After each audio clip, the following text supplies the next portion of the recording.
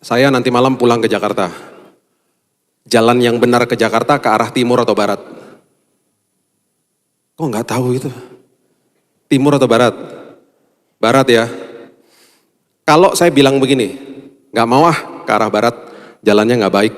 Kalau naik pesawat banyak turbulensi, kalau naik mobil jalannya nggak baik. Saya mau ke timur aja. Sampai tujuan nggak? Nggak akan pernah sampai tujuan. Sampainya ke Bali nanti.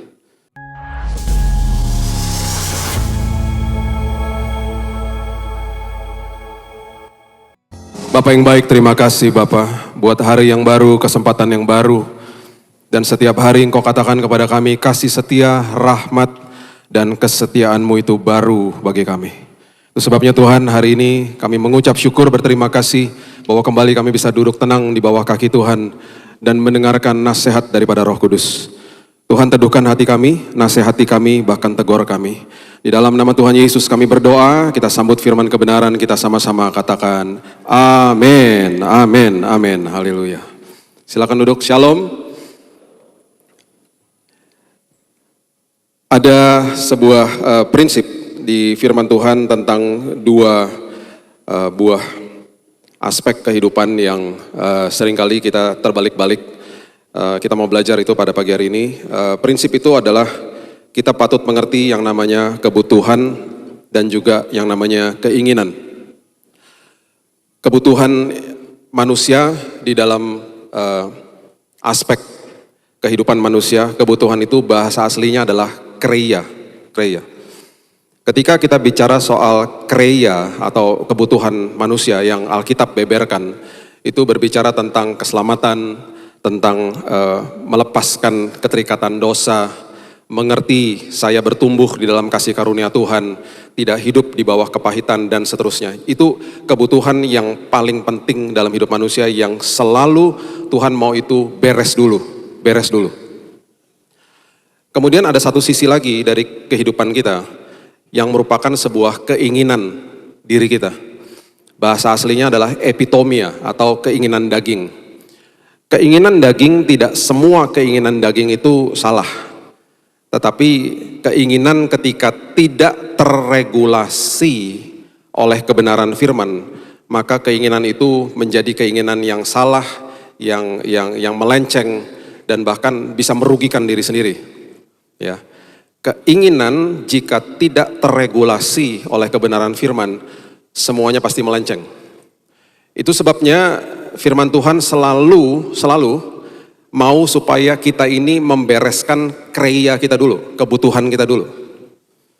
Ketika kebutuhannya beres, keinginannya akan terregulasi. Ya, kita akan lihat beberapa contoh. Keinginan akan menjadi sebuah keinginan yang akhirnya membuat diri kita tidak keluar jalur, itu maksudnya. Ya. Itu sebabnya Matius 6 ayat 33 itu nggak bisa dibolak-balik. Ya, coba lihat Matius 6 ayat 33, ayat yang sangat populer. Waktu saya bertobat, ayat ini menjadi ayat yang saya tercengang lah lihat ayat ini. Saya terbuka mata saya ketika saya bertobat tahun 98 lihat ayat ini. Dan saya terkesima dengan kalimat ini. Ya. Tetapi carilah dahulu kerajaan Allah dan kebenarannya. Dari situ hidup saya berubah. Saya mulai menggali kebenaran kerajaan sorga dan sampai hari ini nggak ada habisnya karena luar biasa prinsip kerajaan sorga. Nah, carilah dahulu kerajaan Allah dan kebenarannya. Itu adalah kebutuhan utama manusia, kreianya manusia. Setelah itu beres, bagian kedua yang dikatakan maka semuanya akan ditambahkan kepadamu, itu bicara soal epitomia. Itu bicara soal keinginan manusia dan itu sebenarnya di dalam ayat ini bukan urusan kita. Tugas kita hanya satu, yaitu mencari dahulu kerajaan Allah dan kebenarannya, bukan kebaikannya. Ya. Kebaikan dan kebenaran itu berbeda. Di dalam kebenaran pasti ada kebaikan, di dalam kebaikan belum tentu benar. Saya nanti malam pulang ke Jakarta. Jalan yang benar ke Jakarta ke arah timur atau barat? Kok nggak tahu itu? Timur atau barat? Barat ya. Kalau saya bilang begini, nggak mau ke arah barat, jalannya nggak baik. Kalau naik pesawat banyak turbulensi, kalau naik mobil jalannya nggak baik. Saya mau ke timur aja. Sampai tujuan nggak? Nggak akan pernah sampai tujuan. Sampainya ke Bali nanti. Tetapi kalau prinsipnya begini, walaupun jalannya tidak baik, saya akan tetap ke arah situ karena itu benar. Sampai tujuan nggak? Sampai tujuan. Jadi prinsipnya di dalam kebenaran akan membawa kebaikan, di dalam kebaikan belum tentu benar. Makanya carilah dahulu kerajaan Allah dan kebenarannya, bukan kebaikannya. Baru segala sesuatu akan terregulasi. Bagian kedua, maka semuanya ditambahkan kepadamu, itu urusan kerajaan sorga. Urusan kerajaan sorga, bukan urusan kita. Jangan dikejar-kejar bagian itunya. Ya, ditambahkan, berarti jangan komplain kalau nggak ditambahkan. Ya, namanya juga ditambahkan, added, berarti udah dicukupkan sama Tuhan. Jangan dikejar-kejar itunya. Ya, fokus kepada cari dahulu kerajaan Allah dan kebenarannya. Oke. Nah, ada beberapa contoh di dalam firman Tuhan tentang dua perbedaan ini. Ya, kita lihat dulu di Markus pasal yang kedua, ayat pertama sampai ayat yang keempat. Markus pasal yang kedua, ayat 1 sampai 4. Kemudian sesudah lewat beberapa hari, waktu Yesus datang lagi ke Kapernaum, tersiarlah kabar bahwa ia ada di rumah. Maka datanglah orang-orang berkerumun sehingga tidak ada lagi tempat, bahkan di muka pintu pun tidak, sementara ia memberitakan firman kepada mereka.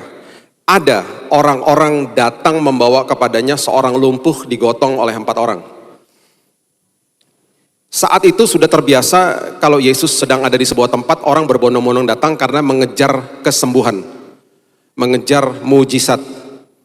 Dan itu adalah hal-hal yang lumrah pada saat itu, dan mereka biasanya datang membawa teman, kerabat. Dan saat ini peristiwa ini adalah satu orang di atas sebuah tilam diangkat digotong sama 4 temannya. Alkitab tidak mendokumentasikan siapa yang mengajak siapa. Ya, apakah si lumpuh ngajak temannya atau temannya bilang sama si lumpuh, yuk kita pergi ke KKR kesembuhan gitu. Sampai di depan pintu tempatnya sudah sangat sesak, penuh dan gak bisa masuk. Kalau satu mungkin bisa nyelip, ini karena bawa orang lumpuh. Ya. Mereka mempunyai satu keinginan, catat ini baik-baik, keinginan mereka mau berjumpa sama Yesus. Keinginannya adalah supaya si lumpuh ini disembuhkan, dapat mujizat, berjalan. Dan sudah tersiar kabar kemana-mana, biasanya kalau Yesus ketemu sama orang sakit dan terjadi mujizat, dia biasanya mengatakan apa? Yang kepada yang buta, kepada yang kusta, kepada yang lumpuh, angkat tilammu, berjalanlah, terceliklah matamu misalnya, tahirlah engkau, dan seterusnya dan seterusnya. Itu sudah tersiar kemana-mana, perkataan-perkataan seperti itu, sudah viral lah pada saat itu. Waktu mereka sampai ke sana, tempatnya penuh sesak, mereka nggak bisa masuk. Kalau saya ada di antara grup ini, 4 orang ini yang bawa teman lagi lumpuh, kalau saya ya, saya akan pasti bilang sama teman-teman saya, yuk pulang aja. Lain kali kalau lihat Instagramnya Yesus, perhatiin dong waktu ibadahnya. Jangan datang pas-pasan gitu loh. Akhirnya telat kan, nggak bisa masuk. Lain kali datang sejam sebelumnya misalnya. Ya udah kita lihat aja nanti ibadah berikutnya di mana, kita datang lagi. Itu kalau saya. Pasti saya akan ajak teman-teman, udah pulang aja. Ini enggak. Mereka tidak mau pulang, dan ayat berikutnya mencatat bahwa mereka justru naik ke atas atap. Mereka mencari lubang supaya mereka bisa menurunkan si lumpuh di hadapan Yesus. Ini berarti punya akal yang luar biasa. Alkitab tidak mencatat apakah rumah itu sudah ada bolongan di atasnya atau mereka harus bobok dulu di atasnya. Ayat berikutnya mengatakan bahwa mereka tidak dapat membawanya, ayat 4 ya. Kepadanya karena orang banyak itu, nggak bisa dibawa lewat jalan yang di dalam. Lalu mereka membuka atap yang ada di atasnya. Sesudah terbuka mereka menurunkan tilam tempat orang lumpuh itu terbaring. Kata terbuka itu masih argumentatif lah. Apakah memang sudah ada lobangnya atau belum? Kalau belum ada lobangnya mereka berarti harus bobok secara cepat-cepat tempat itu. Apapun itu, mau dibolongin atau sudah ada bolongannya, tetap aja harus mengangkat si lumpuh ke atas. Dan itu bukan pekerjaan yang mudah. Alkitab tidak mencatat apakah si lumpuh 100 kilo beratnya. Saat itu nggak ada katrol, saat itu semuanya pakai tali. Jadi kalau saya, yang saya katakan tadi, kalau saya akan bilang sama teman-teman saya, udah pulang aja, ngapain susah-susah kayak begini. Mereka mempunyai keinginan yang luar biasa. Mau ketemu Yesus, mau dapat mujizat, mau sembuh. Akhirnya singkat cerita dinaikin orang lumpuh ini ke atas. Dan akhirnya itu aja udah sebuah proses yang sangat ribet. Nuruninnya juga pasti ribetnya luar biasa. Mereka pasti harus koordinasi, 1, 2, 3, miring. Jangan sampai udah lumpuh jatuh, keluar dari tilamnya makin lumpuh lagi. Jadi pelan-pelan banget. Dengan semua fakta ini, dengan semua keribetan ini, makanya kalau saya bilang, kalau saya pulang. Ini menunjukkan bahwa mereka mempunyai keinginan yang luar biasa. Singkat cerita, akhirnya si lumpuh berhasil diturunkan di depan Yesus. Bapak Ibu bisa bayangkan kita lagi ibadah seperti begini, tiba-tiba ada tilam turun di depan sini. Apa nggak buat heboh semuanya? Setelah mereka berhasil, mereka pasti lega, mereka pasti senang, akhirnya ada di depan Yesus. Perhatikan ayat yang kelima, apa yang Yesus katakan. Ketika Yesus melihat iman mereka, berkatalah ia kepada orang lumpuh itu, "Hai anakku, besarlah imanmu dan berjalanlah." Dia ngomong begitu? Enggak. Dia bilang begini, ia berkata kepada orang lumpuh itu, "Hai anakku, dosamu udah diampuni." Itu apa enggak si lumpuh ngomong sama temannya di atas, "Kamu udah kasih tahu enggak? Aku enggak butuh dosa diampuni, butuh disembuhkan. Kamu udah WhatsAppin diakennya enggak kasih tahu. Ini doanya salah." Cek dan recheck lagi. Rupanya orang lumpuh ini belum bertobat. Itu sebabnya Alkitab dengan jelas mengatakan di Markus 8 ayat 36. Dikatakan begini, Markus 8 ayat 36. Apa gunanya seorang memperoleh seluruh dunia, tetapi ia kehilangan nyawanya? Dengan kata lain, prinsipnya Tuhan tuh begini, mendingan kamu lumpuh seumur hidup, dosamu tetapi diampuni, kamu terima Yesus sebagai juru selamat, kebutuhanmu beres, dan kamu ujungnya masuk surga. Daripada saya memberikan keinginanmu, tetapi kebutuhanmu yang paling penting, dosa diampuni, pertobatan dan selain sebagainya, terabaikan, tidak dilakukan, ujungin neraka. Itu maksudnya.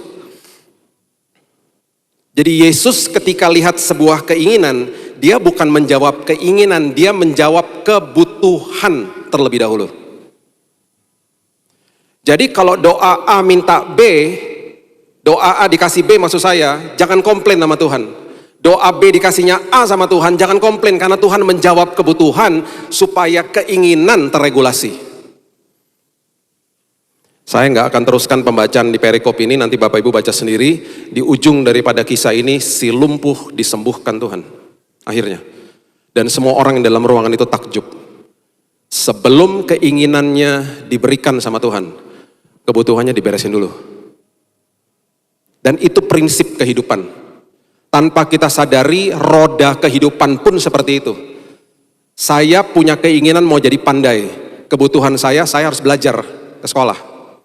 Saya punya keinginan supaya pernikahan saya berhasil. Saya punya kebutuhan untuk belajar prinsip pernikahan. Sampai-sampai ke dalam sebuah pembelian sebuah barang, saya ingin membeli motor. Kebutuhan saya harus punya uang. Kalau enggak, kalau dibalik, saya berkeinginan punya motor dan kebutuhan saya diabaikan, itu namanya mencuri. Saya mengambil barangnya tanpa bayar misalnya. Itu sebabnya banyak orang mengabaikan yang namanya kebutuhan, yang namanya persiapan hidup. Nanti next time kita bahas tentang kairosnya Tuhan. Orang mengabaikan kebutuhan, mengejar event pernikahan. Konselingnya, persiapannya, entar aja. Karena lebih suka sama eventnya. Akhirnya keinginannya tidak terregulasi, dia ingin buru-buru nikah, karena kebutuhannya nggak beres, nggak pernah mau belajar, bablas akhirnya. Itu maksudnya. Jadi Alkitab sudah sangat jelas memberitahu kepada kita, bahkan Yesus pun memberikan contoh-contoh itu kepada kita. Aku adalah Tuhan yang menjawab kebutuhan baru atau tidak bahkan menjawab keinginanmu. Lihat contoh berikut ini, Markus 8 ayat 22 sampai 25. Markus 8 ayat 22 sampai 25. Kemudian tibalah Yesus dan murid-muridnya di Betsaida. Di situ orang membawa kepada Yesus seorang buta dan mereka memohon kepadanya supaya ia menjamah dia. Yang tadi lumpuh, sekarang buta. Perhatikan urutan-urutan ini. Yesus memegang tangan orang buta itu dan membawa dia keluar kampung. Lalu ia meludahi mata orang itu dan meletakkan tangannya atasnya dan bertanya, "Sudahkah kau lihat sesuatu? Sudahkah kau lihat sesuatu?" Orang itu memandang ke depan lalu berkata, "Aku melihat orang, sebab melihat mereka berjalan-jalan tetapi tampaknya seperti pohon-pohon," katanya. Jadi waktu dicelikan, dia melihat orang-orang seperti pohon-pohon. Ini luar biasa. Ayat berikutnya, Yesus meletakkan lagi tangannya pada mata orang itu, maka orang itu sungguh-sungguh melihat dan telah sembuh sehingga ia dapat melihat segala sesuatu dengan jelas. Oke, yang pertama, waktu dicelikan matanya, dia melihat orang seperti pohon. Ingat ayat ini, kemarin hari Kamis kita membahas di sini tentang proses ditanam. Ia seperti pohon yang ditanam di tepi aliran air, Mazmur 1 ayat 3. Pohon itu melambangkan manusia rohani. Yang dicelikan sama Tuhan di sini adalah mata rohaninya dulu.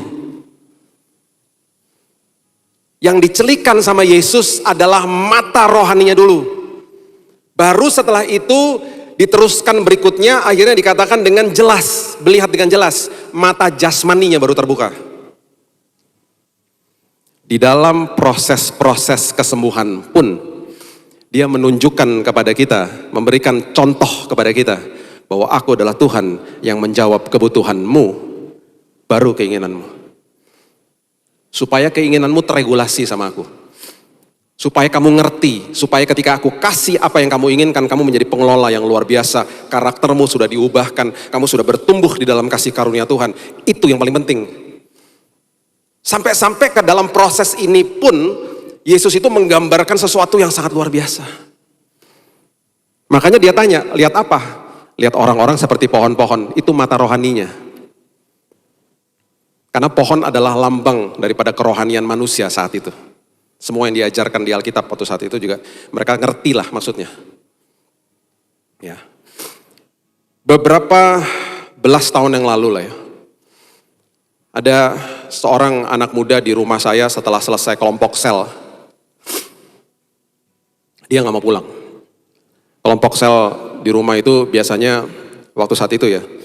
Kita selesai jam 9, semua pulang, dia nggak mau pulang. Dia nunggu sampai semua orang selesai pulang karena dia minta didoakan sama saya. Seorang anak muda umur 21 tahun. Waktu sudah semuanya pulang, dia datang kepada saya, dia bilang begini, "Kak, aku lagi bergumul kak. Aku lagi minta sama Tuhan 20 juta kak." Kaget saya. "Oke, kak, ini pergumulan yang berat kak. Kak, bisa nggak tolong doain saya kak?" Langsung dia tunduk mukanya gini. Saya nggak mau langsung doain. Saya tepok dia. 20 juta buat apa? Terus dia bilang gini, "Maaf kak, ini masalah pribadi. Tolong doain kak." Saya tepok lagi. "Maaf, kalau kamu minta saya doain, saya ngerti ini masalah pribadi. Tuhan kita bukan dewa yang kita minta-minta kayak begitu. Saya harus ngerti dulu. Kamu jangan eksploitasi Tuhan. Kenapa kamu butuh 20 juta? Kak, terakhir ya kak, saya kasih tahu terakhir, karena ini masalah pribadi. Langsung doa loh."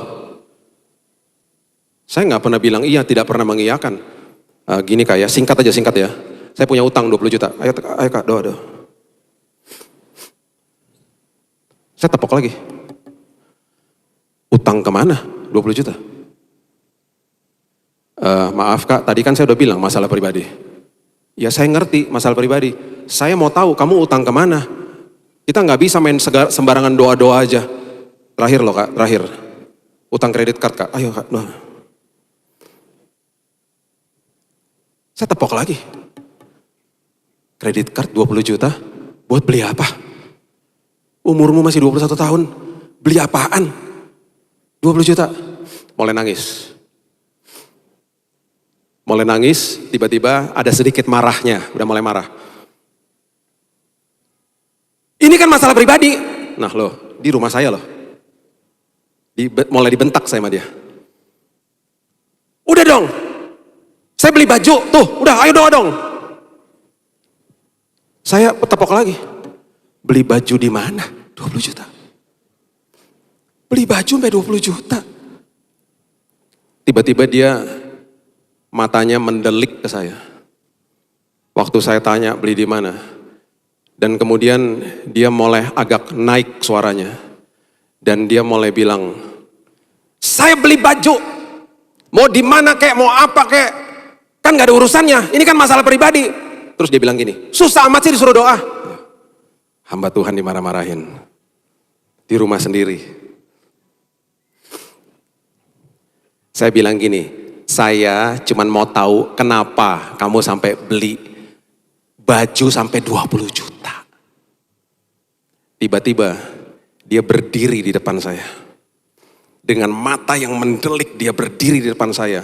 Tiba-tiba dia bilang begini, aku benci sama papa. Nah loh, tadi masalah kredit card. Sekarang kenapa benci sama papa? Aku benci sama papaku. Gara-gara dia aku tumbuh besar di dalam keluarga yang akhirnya aku membenci dia dan membenci diriku sendiri. Aku dari kecil dibanding-bandingin sama adikku.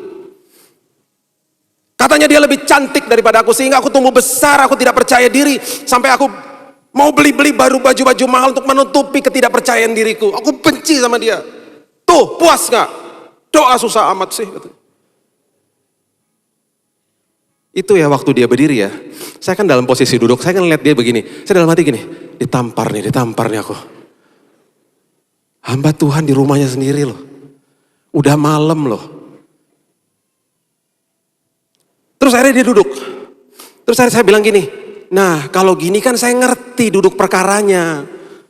Kalau kayak gini ya udah ayo kita sekarang doa. Dari tadi kayak katanya. Galak banget sih. Nah sekarang kalau saya udah ngerti masalahnya, kenapa kamu sampai punya hutang 20 juta, kita akan berdoa, tapi saya nggak akan minta-minta sama Tuhan 20 juta, kita akan doa pemulihan, kamu harus berdoa supaya kamu ngampuni papamu. Habis saya ngomong gitu dia berdiri, bukan berdiri di depan saya, berdiri di atas kursi sekarang Bapak Ibu. Dia berdiri di atas kursi, ya, dia nunjukin saya, hamba Tuhan sesat.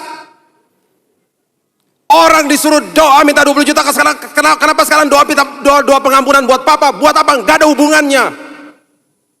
Susah banget disuruh doa. Saya ditunjuk. Sekarang saya udah berpikir begini, sekarang gak bisa ditampar, ditendang saya nih. Karena posisi saya di sini, kaki dia udah di sini.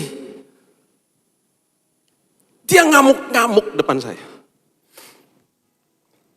Bayangin ya, itu dia mulai minta doa tuh jam 10. Ini sampai terakhir dia akhirnya setuju untuk berdoa, itu jam 2 pagi. Ini saya ceritanya singkat aja. Akhirnya singkat cerita lah dia setuju untuk berdoa. Terus saya bilang gini, kamu kalau berdoa ya jangan cuman saya berdoa kamu diam aja, kamu ikutin kata-kata saya.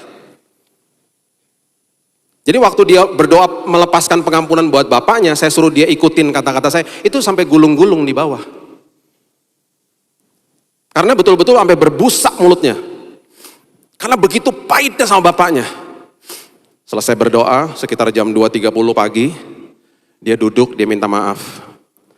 Maaf ya kak, aku lega sekarang, terima kasih ya kak, udah doanya kak aku lapar kak, boleh nasi goreng gak kak? Kurang ajar kamu. Udah marah-marah di rumahku sekarang minta nasi goreng. Kita buasin nasi goreng, jam 3 pagi kita antar pulang. Seminggu setelah kami berdoa, dia pergi ke papanya. Dia sujud di depan papa. Papanya udah tua, papanya gak tahu bahwa anaknya kepahitan sama bapaknya. Dia minta ampun sama bapaknya. Bapak maafkan saya pak, saya kepahitan sama papa. Terjadi pemulihan. Seminggu setelah dia minta maaf sama bapaknya, lepaskan pengampunan. Seminggu setelah itu, dia ada di tengah-tengah sebuah transaksi bisnis. Jadi menemukan pembeli dan penjual. Biasanya kalau orang menemukan pembeli dan penjual dapat komisi toh. Bapak Ibu tahu komisi dia berapa? 21 juta. 20 jutanya untuk bayar kredit card, 1 jutanya buat masuk kantong buat dia, karena udah pulih kredit cardnya dipotong sama dia. Sekarang pertanyaan saya, kalau Tuhan kasih keinginannya 20 juta, kebutuhannya nggak beres, pengampunan nggak dilepaskan, dipakai lagi nggak kredit cardnya? Ayo, dipakai lagi. Karena nggak pernah pulih. Makanya Tuhan adalah Tuhan yang menjawab kebutuhan, baru keinginan. Atau bahkan keinginannya nggak dijawab, karena udah nggak pengen lagi. Jadi kalau minta A dijawabnya B, ngucap syukur karena Tuhan tahu yang terbaik bagi kita. Itu loh, itu Tuhan. Beberapa tahun yang lalu saya ketemu sama dia di airport. Udah menikah, punya anak. Kak, apa kabar? Aduh kak, kalau ketemu kakak jadi ingat masa lalu, jadi suka malu sendiri kak gitu. Terus saya tanya, udah punya kredit card sekarang? Ya udahlah kak, kan udah bertanggung jawab.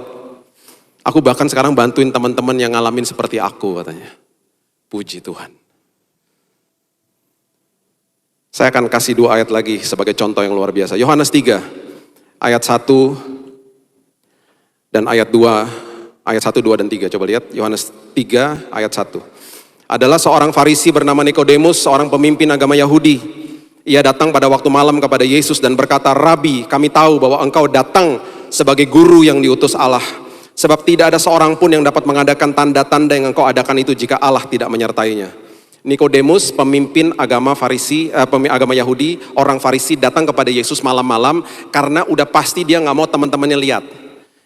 Datang malam-malam dia mengakui perbuatan karya Yesus yang luar biasa. Nikodemus didokumentasikan di kitab Yohanes. Yohanes 3 ayat 16 juga adalah salah satu respon kepada Nikodemus. Dan itu terus dibahas sama Yohanes sampai akhirnya Nikodemus ini saya percaya dia bertobat terima Yesus.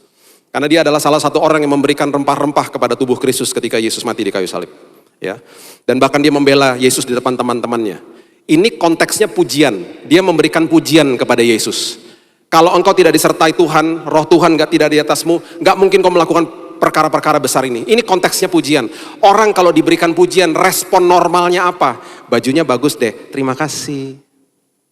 Orang Indonesia suka merendah, bajunya bagus deh. Oh udah lama kok, padahal baru beli kemarin. Rambutnya bagus deh, oh ngenyek. Jadi ini konteksnya pujian. Perhatikan ayat 3. Apakah Yesus mau ngomong begini? Oh terima kasih, mana teman-temanmu yang lain? Ayo datang ke sini dong, tak mentorin semuanya. Nggak nyambung ayat yang ketiga. Coba lihat. Yesus menjawab katanya, aku berkata kepadamu, sesungguhnya jika seorang tidak dilahirkan kembali, ia tidak dapat melihat kerajaan Allah. Dia nggak peduli sama konteks-konteks pujian. Dia langsung bilang straight to the point. Kamu harus ngerti, kamu harus lahir baru.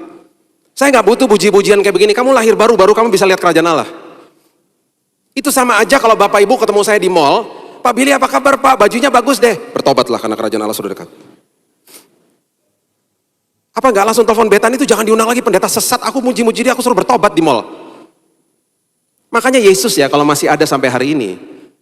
Banyak orang pasti tersinggung. Ngomong apa dijawabnya apa sama dia. Karena dia jawab kebutuhan. Kebutuhannya orang Farisi, kamu kenapa gak percaya sama kelahiran baru? Bahkan orang Saduki gak percaya sama itu. Gak percaya sama Adi Kodrati. Gak percaya dan gak ngerti bahkan mungkin. Jadi dia selalu menjawab kebutuhan. Saya akan tutup dengan sebuah peristiwa yang luar biasa ini. Markus 15 ayat 22 dan 23. Sebentar Bapak Ibu akan mengambil perjamuan. Ingatlah karya Kristus yang dilakukan di kayu salib ini. Markus 15 ayat 22 mengatakan begini. Mereka membawa Yesus ke tempat yang bernama Golgota yang berarti tempat tengkorak. Ayat 23. Lalu mereka memberi anggur bercampur mur kepadanya, tetapi ia menolaknya. Kalau kita hanya baca sepintas, mungkin kita nggak ngerti maksudnya apa. Ya, saya mau kasih tahu ini kepada kita. Bahwa sampai titik darah penghabisan, prinsip ini tetap dilakukan sama Yesus. Perhatikan ini baik-baik.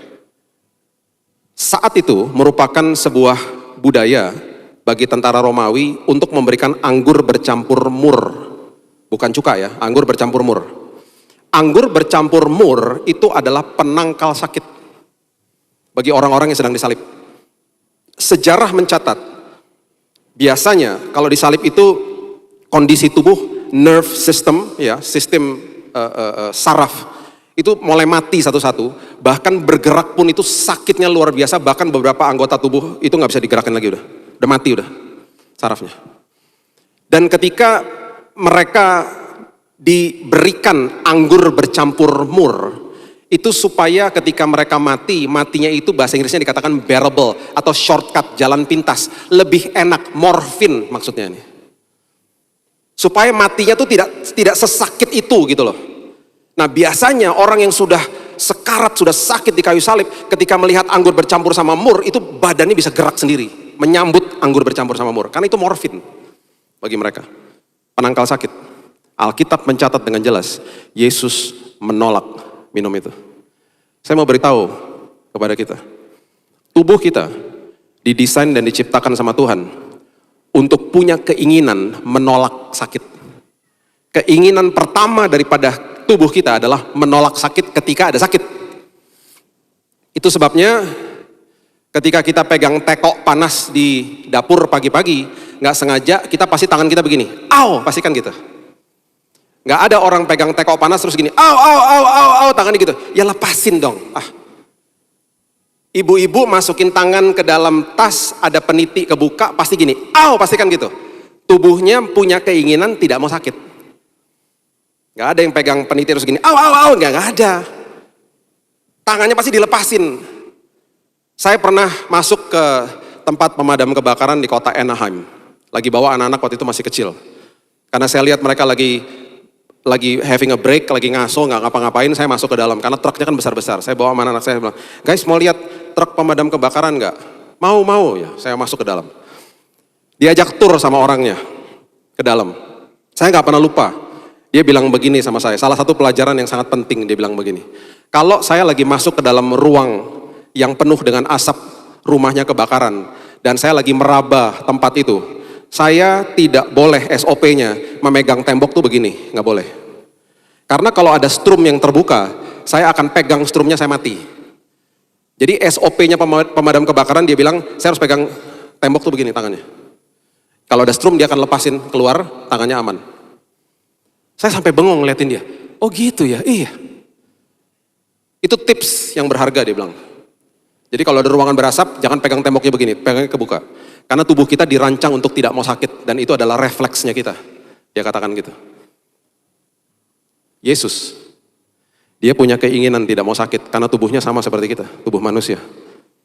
Dia menolak anggur bercampur dengan mur, karena sudah disiratkan di dalam kitab Yesaya, di dalam semua tugas daripada kerajaan sorga, bahwa anak domba Allah akan dihancurkan sampai titik darah penghabisan. Dia mengabaikan keinginan dagingnya, anggur bercampur mur, untuk sebuah kebutuhan manusia, kebutuhan kita yang paling luar biasa, supaya darahnya tercurah dan kita menerima kesembuhan, pemulihan, dan kehidupan kekal dan pengampunan dosa sampai selama-lamanya. Itu Yesus kita. Itu Yesus yang sangat dahsyat. Yesus yang sangat penuh dengan kasih karunia. Sebentar kita akan ambil perjamuan. Ingatlah karya Dia, bahwa Dia adalah Tuhan yang menjawab kebutuhan, bukan keinginan. Mari kita berdoa. Bapak, terima kasih, mengucap syukur buat prinsip-prinsip kerajaan sorga yang kami terus belajar. Hari ini kami dibukakan dan kami mengerti Tuhan betapa hebat, dahsyat, luar biasa Engkau memberikan contoh-contoh ini kepada kami sampai kepada kayu salib. Dan itu sebabnya Tuhan, hari ini kami mengerti bahwa kebutuhan kami ini harus beres dulu. Kami harus lepaskan dulu pengampunan. Kami gak mau menyimpan kepahitan. Kami mau pertobatan kami betul Tuhan. Kami mau bertumbuh di dalam kasih karunia Tuhan. Dan kami percaya kami akan melihat perkara-perkara besar yang Tuhan akan terus titipkan dalam hidup kami. Keinginan kami akan terregulasi, bukan keinginan daging yang tidak seturut dengan firman Tuhan. Itu sebabnya hari ini Tuhan, kami sadar bahwa ini kami Tuhan, bahwa hidup kami butuh untuk Tuhan betul-betul nasihati dan tegur dan ubahkan bahkan. Terima kasih Bapak, aku percaya bahwa setiap dari kami akan mengalami Tuhan, hidup penuh dengan kesaksian, dan kebutuhan kami dibereskan, dituntaskan oleh Tuhan, sehingga keinginan kami terregulasi. Hanya di dalam nama Tuhan Yesus kami sudah berdoa dan mengucap syukur. Kita sama-sama katakan amin. Tuhan berkati.